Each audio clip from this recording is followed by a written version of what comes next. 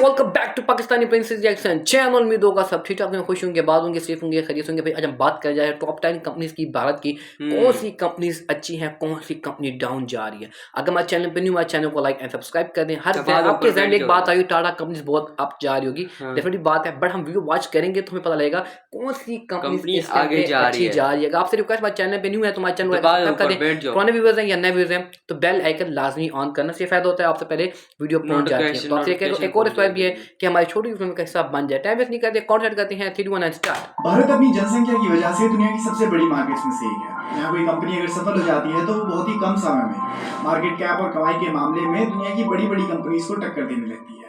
जो लोग market cap के बारे में नहीं जानते उनको बता दूं कि मार्केट कैप यानी कि मार्केट कैपिटलाइजेशन किसी कंपनी की मार्केट वैल्यू को कहा जाता है।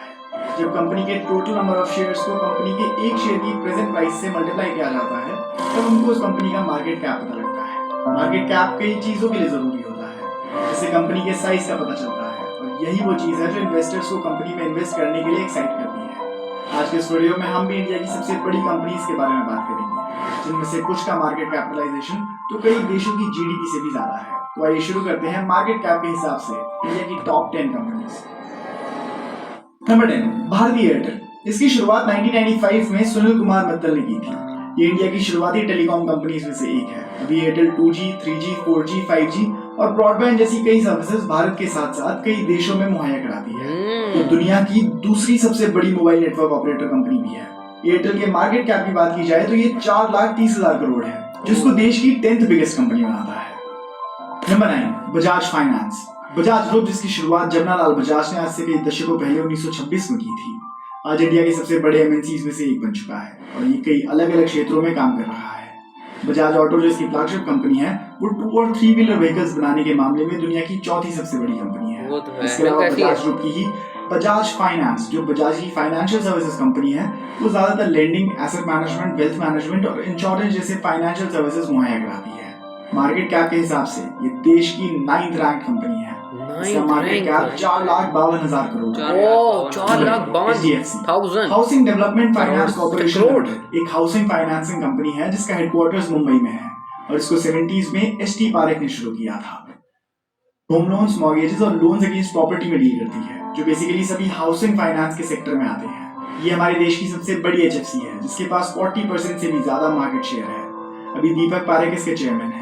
आपको जानकर शायद हैरानी हो, पर इसका मार्केट कैप 4,55,000 करोड़ रुपए है, जो भारत की 8वीं सबसे बड़ी कंपनी बनाता है। Number 7, SBI. एसबीआई यानी स्टेट बैंक ऑफ इंडिया के बारे में तो आप सब जानते ही होंगे। ये एक Indian multinational public sector bank है जो देश भर में फाइनेंस और बैंकिंग से जुड़ी अलग अलग सर्विसेज मुहैया कराता है। ये इंडियन सबकॉन्टिनेंट का सबसे पुराना कमर्शियल बैंक भी है। अपने 200 साल के इतिहास में जिसे एसबीआई को हम और आप जानते हैं, वो लगभग 20 बैंक्स के मर्जर और एक्विजिशन से बना है।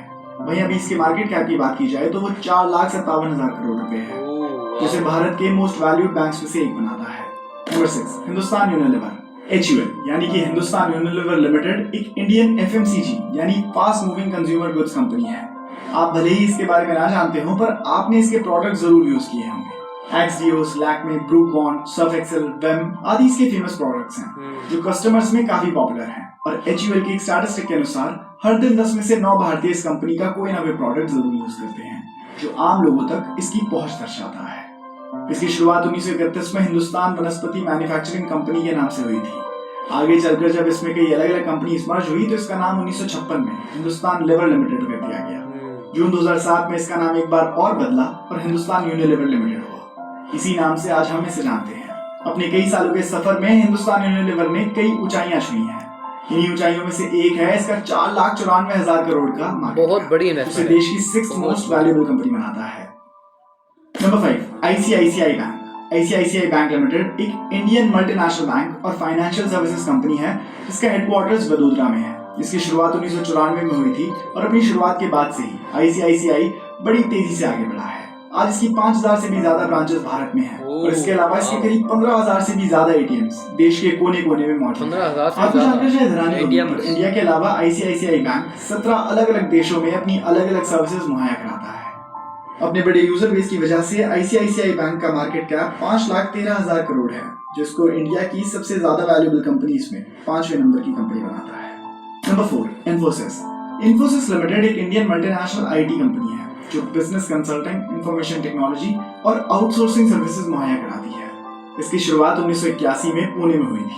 इसके फाउंडर्स हैं एन.आर. नारायण मूर्ति, नंदन निलेकनी, एस. गोपाल कृष्णन और अशोक अरोड़ा। ये इंडिया की दूसरी सबसे बड़ी आईटी कंपनी है और इसकी मार्केट वैल्यू की बात की जाए तो अभी इसकी मार्केट वैल्यू 7,95,000 करोड़ रुपए है, जिसको इंडिया की चौथी सबसे ज्यादा वैल्यूएबल कंपनी बनाता है। बहुत बड़ी है। Number 3, HDFC bank.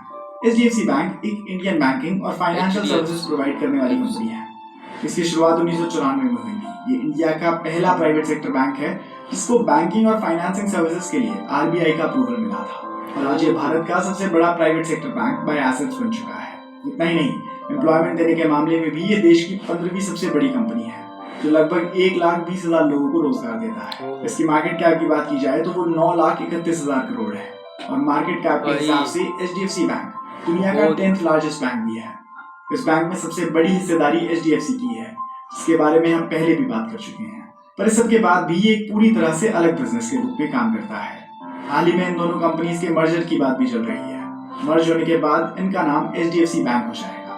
Number 2, Tata consultancy services, जिसको इंडियन मल्टीनेशनल आईटी सर्विसेज और कंसल्टिंग कंपनी है।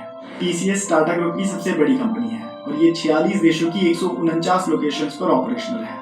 कितना ही नहीं, TCS काफी ऊपर है। सही बात। जुलाई 2022 तक TCS ने 6 लाख एम्प्लॉइज का आंकड़ा भी छू लिया। 6 लाख का आंकड़ा भी छू लिया। तो 13 लाख करोड़ रुपए है। इसे देश की दूसरी सबसे ज्यादा वैल्यूएबल कंपनी बनाता है। इसके अलावा ये दुनिया की सबसे ज्यादा वैल्यूएबल आईटी कंपनी भी है और जिस तरह से आईटी सेक्टर चल रहा है उस हिसाब से इसकी मार्केट कैप अगले कुछ सालों में और भी बढ़ने को है। Number 1, Reliance Industries. Mukesh Ambani की रहने वाले मुकेश अंबानी की रिलायंस इंडस्ट्रीज देश की सबसे ज्यादा वैल्यूएबल कंपनी है। इसको मुकेश अंबानी के पिता धीरू भाई अंबानी ने शुरू किया था। ये energy, petrochemicals, natural gas, retail, telecommunications, mass media और टेक्सटाइल जैसे कई अलग अलग सेक्टर्स में काम करती है। इसके अलावा ये देश की सबसे ज्यादा प्रॉफिटेबल कंपनीज में से भी एक है। रेवेन्यू के हिसाब से भी ये देश की सबसे बड़ी कंपनी है। नहीं, ये इंडिया के एक्सपोर्ट्स का 8% हिस्सा एक्सपोर्ट करती है।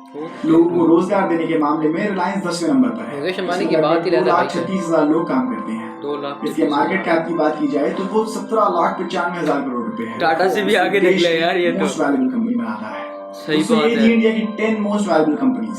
अगर आपको वीडियो पसंद आई वीडियो करते हैं भाई, जिस पर आपने देखा कि टॉप 10 कंपनी में हमने आपको भी दिखाई है। मुझे सबसे अच्छी कंपनी लगी है, एक बजाज लगी है और एक TCS कंपनी लगी है। क्यों चलिए गाइस, देखें अगर देश में TCS ही ना हो और किसी बंदे चीज अपना एक ऑर्डर करना हो तो कैसे लेके जाएगा। मैं मिसाल आपको देता हूँ कि मैं कुछ चीज़ फेसबुक से ट्वीट करता हूँ या पसंद वहाँ से करता हूँ।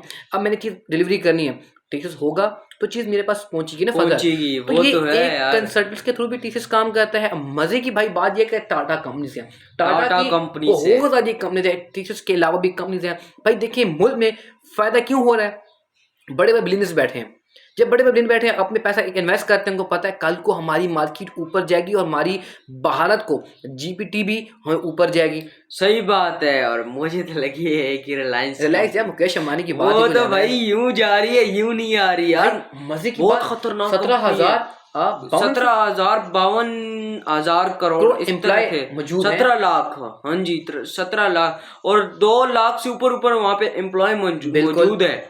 मतलब कि रिलायंस तो सबसे आगे निकला है। वन पे है मुकेश अंबानी कुछ का बिजनेस कुछ अब्रॉड में है, कुछ पाकिस्तान में है। पाकिस्तान तो है ही नहीं, पाकिस्तान तो पीछे है। पाकिस्तान कहीं और हो सकते हैं। पाकिस्तान कनाडा, लंदन, यूके में है। और अगर हम बात करें अपने पाकिस्तान मुल्क की, जहन में आ गए कि इतना खास नहीं है, कंपनी यहाँ पे इतनी बड़ी नहीं कुछ भी नहीं है, कुछ डेवलपमेंट नहीं है। जो मैं कहता हूँ भारत के पास है, माइंड ब्लोइंग, बहुत ज्यादा, बहुत बड़ी चीज उनके पास है। बहुत बड़ी चीज, शब्द कम है जो बोलूंगा आप कहेंगे ये बंदा मजाक कर रहा है, झूठ बोल रही है। कि देखिए मुकेश अंबानी इतने बड़े businessman, top of the world, Antilia जिसका मुंबई में बड़ी बड़ी इमारतें हैं, लेक्सिस होटल्स हैं। आप भी कंपनीज देखें, टाटा कंपनी इनके भाई तनन की है, कॉफी इनके पास कंपनीज हैं। एक कंपनी तो नहीं है, ऑटोमोबाइल्स की है, नमक की है, चाय की है, वो तो टाटा कंपनी की है भाई। रतन जैसा कि बजाज हो गया। अच्छा, स्टेट ऑफ बैंक की बात करें, जो इन्होंने 15,000 से 25 तक इनके मतलब कॉफी स्टेट ICICI भाई, वो भाई ये तो बहुत खतरनाक बैंक था भाई। मतलब ज्यादा इसके कुछ ज्यादा ही लिंक थे इस बैंक के तो यार। ऐसी है तो गाइस आई होप हमारे साथ बैठ के आपने जरूर एंजॉय करो हमारे चैनल पे, हमारे चैनल दबा दे, बैठ जाओ ऊपर यार। पुरानी वीडियोस नए वीडियोस आपकी रिक्वेस्ट है, हमारे बेल आइकन प्रेस कर लें, इसलिए प्रेस करें जो पहले नोटिफिकेशन पहले आप पहले वॉच कर लिया करेंगे। मिलते हैं नेक्स्ट वीडियो में। जय हिंद।